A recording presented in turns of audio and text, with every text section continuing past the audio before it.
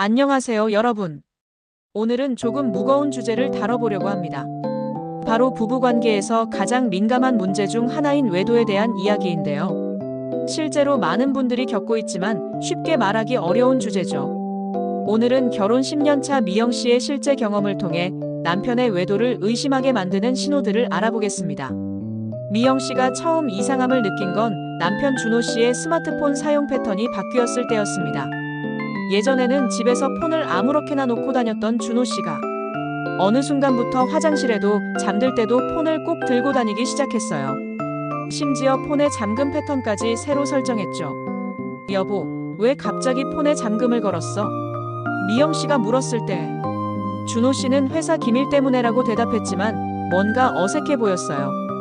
밤늦게 침실에서 폰을 보며 혼자 웃거나 메시지가 올 때마다 깜짝 놀라는 모습을 보며 미영 씨는 점점 의심을 품기 시작했습니다. 두 번째로 눈에 띈 변화는 준호 씨의 외모 관리였습니다. 결혼 후 10년간 운동이라곤 해본 적 없던 준호 씨가 갑자기 헬스장을 등록했어요. 그것도 집 근처가 아닌 회사 근처 헬스장으로 말이죠. 새로운 향수도 사고 옷 쇼핑도 자주 하기 시작했습니다. 평소 패션에 관심이 없던 사람이 갑자기 브랜드 옷을 사고 머리 스타일도 바꾸는 모습이 미영 씨 눈에는 너무 어색해 보였어요. 회사에서 이미지 메이킹이 중요하다고 하더라는 준호 씨의 말에도 불구하고 미영 씨의 의심은 더욱 커져갔습니다. 세 번째 신호는 준호 씨의 일정 관리 방식이 달라진 것이었습니다. 예전에는 회사 야근이나 회식이 있으면 미리 얘기해주던 준호 씨가 갑자기 연락 없이 늦게 들어오는 일이 잦아졌어요. 물어보면 갑자기 일이 생겼다 또는 동료들과 급하게 회식을 했다고 대답했죠. 주말에도 회사 골프 모임이나 동호회 활동이라며 자주 나가기 시작했습니다. 예전에는 주말엔 가족과 시간을 보내려고 했던 준호 씨의 모습과는 너무 달랐어요.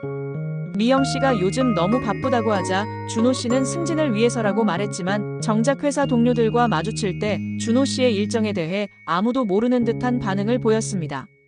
네 번째 신호는 감정적인 변화였습니다. 예전에는 하루 있었던 일들을 자세히 이야기해주던 준호 씨가 점점 말수가 적어졌어요.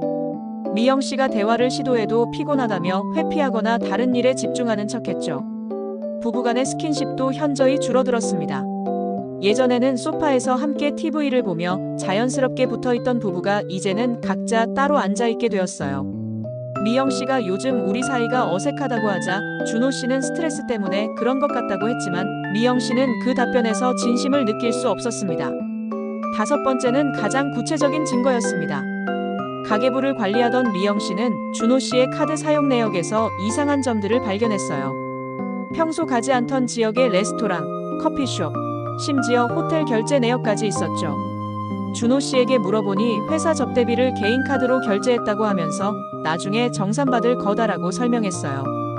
하지만 그런 일들이 너무 자주 반복되었고 정작 정산받은 흔적은 찾을 수 없었습니다.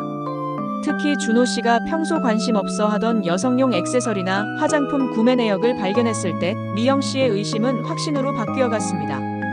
여섯 번째 신호는 준호 씨의 인간관계 변화였습니다. 예전에는 회사 동료들과의 모임에 미영 씨도 함께 참석했었는데 어느 순간부터 준호 씨가 회사 사람들끼리만 모이는 거라서라며 미영 씨를 참석시키지 않으려고 했어요. 평소 친하게 지내던 부부 친구들과의 모임도 자주 빠지기 시작했죠. 요즘 너무 바빠서라는 핑계로 말이에요. 심지어 준호 씨의 가족 모임에서조차 딴 생각을 하는 듯한 모습을 자주 보였고 가족들이 말을 걸어도 집중하지 못하는 모습을 보였습니다. 마지막 신호는 가장 명확한 증거였습니다. 준호 씨의 거짓말이 점점 늘어나고 그 거짓말들이 서로 모순되기 시작했어요. 어제는 동료 어와 회식했다고 했는데 오늘은 동료 어가 출장 가서 못 만났다고 하는 식이었죠. 미영 씨가 우연히 준호 씨 회사에 전화를 걸었을 때 준호 씨가 중요한 회의 중이라고 했던 시간에 실제로는 사무실에 없었다는 것을 알게 되었어요. 작은 거짓말들이 쌓여가면서 미영 씨는 준호 씨를 더 이상 믿을 수 없게 되었습니다. 미영 씨의 이야기는 여기서 끝이 아닙니다. 하지만 오늘은 이 신호들에 대해서만 이야기해드렸어요. 물론 이런 신호들이 있다고 해서 반드시 외도를 의미하는 것은 아닙니다. 하지만 여러 신호가 동시에 나타난다면 부부가 진솔한 대화를 나눠볼 필요가 있을 것 같아요. 여러분은 어떻게 생각하시나요? 댓글로 여러분의 의견을 들려주세요. 구독과 좋아요, 알림 설정도 잊지 마시고요. 다음 영상에서는 이런 상황에서 어떻게 대처해야 하는지에 대해 이야기해 보도록 하겠습니다. 감사합니다.